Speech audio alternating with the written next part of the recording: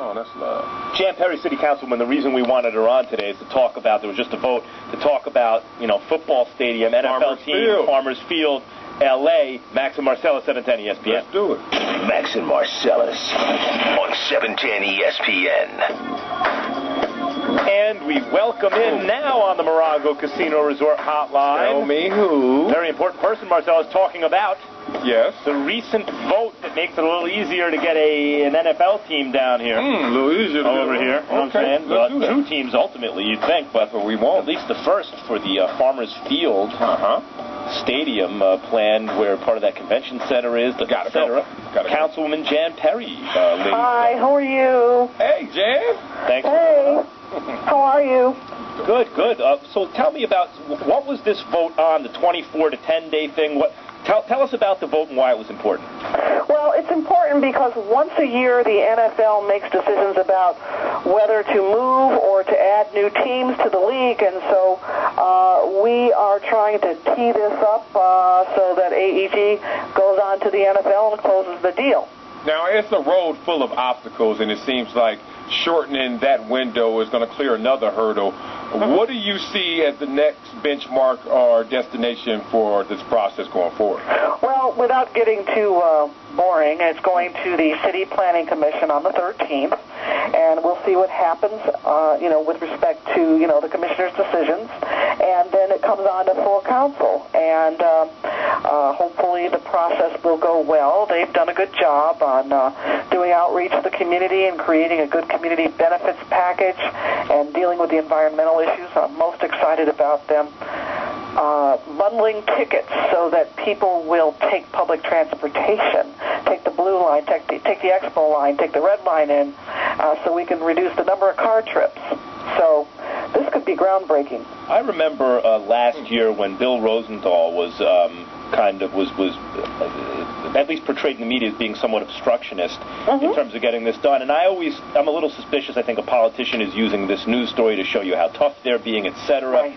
And yet it does serve a function, right? Because we've seen taxpayers ripped off 1 million times around the country by funding. Right. Give me your take on the process so far politically. How much of it has been to make sure everything's okay? How much of it do you think has been opportunistic on the part of politicians, etc.?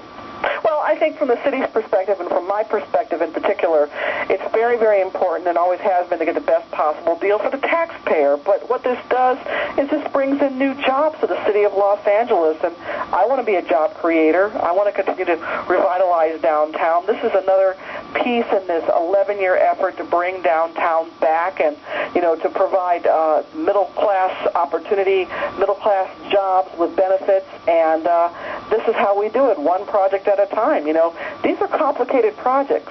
One of the reports I read is that you were given 45 days to read a 10,000-page environmental impact report. How does, obviously one person's not going to read, you have lives to live and jobs to do. How does that 10,000 pages get divvied up? You have staffers who read it. How does that work? Well, we have Chief Legislative Analyst Office, the Chief Administrative Office, and of course all of the Planning Department, and everybody takes a piece of the responsibility and analyzes, the portion that applies to what they do. And then, we have executive summaries and presentations, and we had just an enormous number of meetings on it. Not only did I hold ad hoc committee meetings, there have been over 200 community meetings over the last 2 years. So, what do you like best about, for what you've seen so far, what do you think, what made you think, okay, this is really great? What's the highlight to you?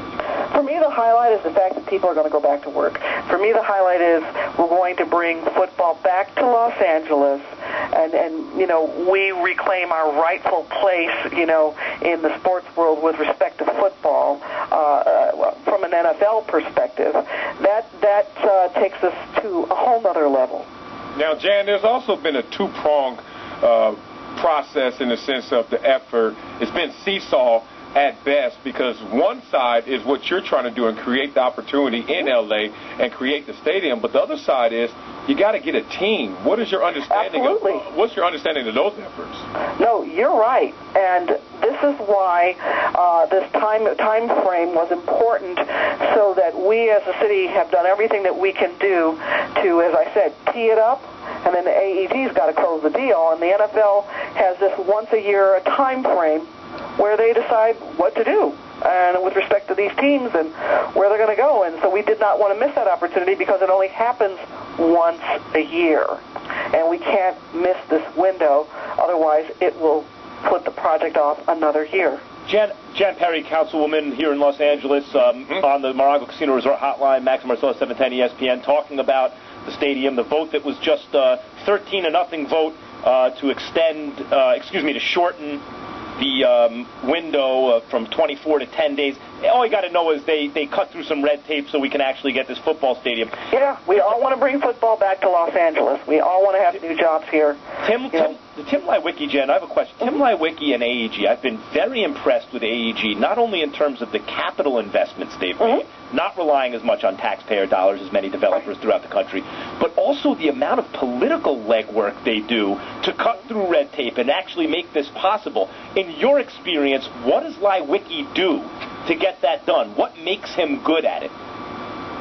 Well, I think people with whom I've interacted are very grounded in the community. They do their homework, then they work hard. They work very, very hard. And I think they understand that where we find ourselves as a city with respect to budget challenges and a budget crisis. They did understand that we can't put in any of our own money in there. They were willing to negotiate on helping us modernize and expand our own convention center because certainly we didn't have the money and don't foresee any future money coming in for us to be able to do that. So this is a win for the city of Los Angeles, and it's a win-win situation because we'll have a new convention center. It will be a campus that is a part of a larger stadium event center campus. We'll be able to bring in more tourists, more travelers, and obviously lots more fans and lots more football fans. Are you a football fan? Yes. Who's your team? Who's your team? Come on, Jan, stop laughing. Who's your team? No, I said I'm a Trojan. Oh, a Trojan, but NFL. Do you have an NFL team, or does anyone in your family claim an NFL team? Pro team. No, nobody claims an NFL team. I mean, I like a lot of NFL. I mean, I don't like a lot of them, but I do have some favorites. Oh, I get this, Jan. You can't answer because you don't want to favor one team. I'm going to answer you. I'm going to tell you right now. Go, let's hear it. Go. Okay? Yeah. You know who I really just think is great? Oh. I love the Dallas Cowboys. That's right. Boo! Boo! Booing. I don't care. That's too bad. You don't like it? I'll be right over there. Bring it on, kid. I got a Giant fan in here, Jan Perry come over to slapbox me or something. I don't know. You hear that? That was sounded like a threat. Slapbox you. No, that's right. So a Dallas Cowboys fan, that's terrible. I thought you were going to say Oakland Raiders at least. Something. Please. So, okay. I was a Trojan, okay? If you had your druthers, which NFL team of the likely teams, the Rams, the Chargers, the Raiders, etc., would you, not until recently the Vikings, Jaguars unlikely now, but who would you like to see first in the door? Okay, do you remember Woody Strode? Who that? He was on the Los Angeles Rams. Oh, wow. Excuse me. Oh, please. Okay, you know what? Why don't you call me when you figure it out? Jan, what are you doing? Yeah, I like Jan. I know. Your football knowledge I like it. Impressive. Yeah. All right. He was a very, very, very distant relative of mine. There you go. He actually played a bit part in Ben-Hur, the movie. Really? So he's like your fifth cousin, and he was in Ben-Hur? Okay. Twice removed. 5 times removed. But that might be you and me for all. That might be you and Marcellus for all we know. We're all related, okay? So, gotcha. Look, I want a team that's family friendly, that has a very strong, positive image, and will be very involved in community. Well, no Raiders, I guess. That's all I want. I guess the Raiders aren't coming down in that case. Hey, you know what? You said that, I didn't. I like it. Jan, I like what you did. For a politician, you took a stand. You said you like the Cowboys, you prefer the Rams to come in first, and you didn't shy away from me saying maybe not the Raiders. I see what's going on here. I like her. Maybe not. That's a gutsy call for a politician, I'll tell you what. All right, so next time I should come in the studio and we can really... No doubt of, hey, Jen, you got an open, after that phone call, you got an open door policy in this show. Okay, I'll be right over. Tremendous. Jan Perry, ladies and gentlemen. All right. I haven't taken too close notice of your voting record yet, but I say vote for Jan Perry. How do you like that? I think I like that. I like it just fine. Councilwoman Jan Perry, thanks a million. Thank you. Max and Marcellus, 710 ESPN.